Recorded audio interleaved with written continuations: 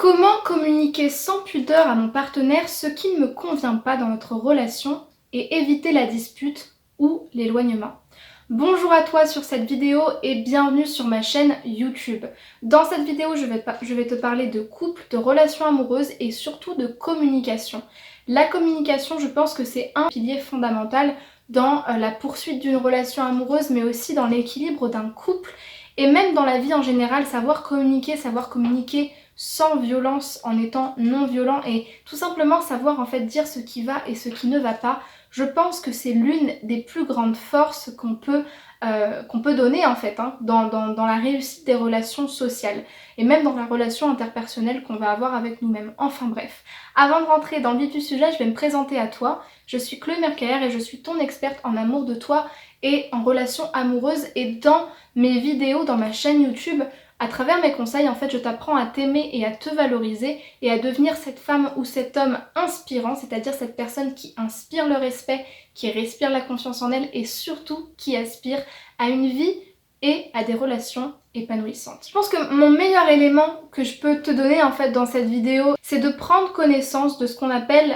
en coaching en fait la communication non violente. Alors la communication non violente, ou pour les intimes CNV, c'est un outil de communication qui a été développé par Marshall Rosenberg. Ce monsieur donc nous a mis au point un outil de communication extrêmement simple mais en même temps qui vise à en fait dédramatiser tout ce qu'il y a autour de dire ce qu'il ne va pas, dire quels sont mes ressentis, et qui va permettre en fait aux deux parties, à l'un d'exprimer en fait ce qu'il ressent sans forcément faire monter la tension et faire monter en fait un contexte de dispute, mais au contraire tout ce qui va permettre de neutraliser en fait toutes les émotions et les éléments d'hostilité vont être en fait désamorcés dans cet outil de communication là, et l'autre partie de recevoir non seulement ce constat qui fait que j'ai aimé ou j'ai pas aimé telle chose, blablabla, et du coup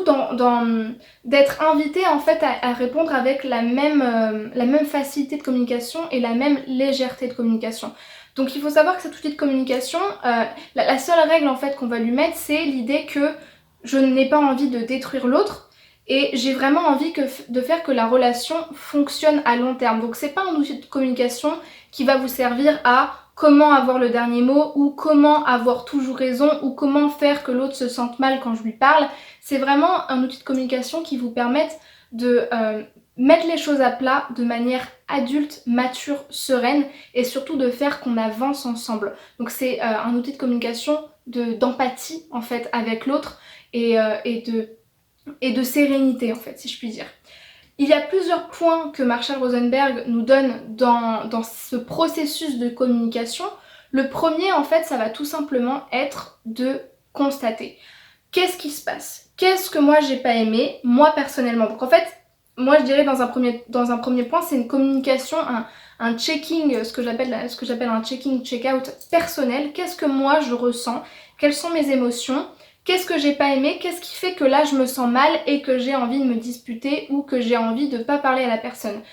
Déjà, se retrouver avec soi-même, se recentrer et surtout laisser passer l'émotion, laisser passer la colère, parce que quand on réagit à froid ou à chaud plutôt, quand on réagit à chaud, quand on réagit sous l'émotion, c'est toujours quelque chose qui est dramatisé, qui est très extrapolé.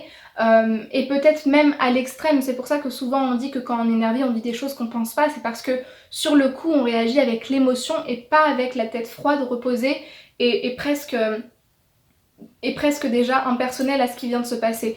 Donc juste essayer en soi de communiquer clairement avec des phrases et des points précis de ce que j'ai pas aimé, peut-être même faire une liste claire, parce que quand on va communiquer à l'autre un sentiment, ça va pas être clair en fait, et c'est pour ça que souvent il y a des quiproquos ou des incompréhensions dans les couples, ou pas forcément que dans les couples, mais il y a cette idée que ok, t'es sous l'émotion, tu me donnes un sentiment mais moi je comprends pas vraiment ce que tu me reproches, alors que si vous réagissez 1 ou 2 heures plus tard après avoir fait un tour dehors avec la tête un peu plus reposée et la capacité de vous dire ok, il s'est passé ça, moi j'ai pas envie de le laisser passer parce que pour moi c'est important, mais quand je vais lui expliquer, je vais lui donner des points concrets, des exemples concrets, et surtout je vais relativiser et parler avec calme, avec objectivité, et avec des points concrets. Le deuxième point, ça va être dans la façon de parler, de dire ce que vous avez ressenti, c'est-à-dire de prendre la responsabilité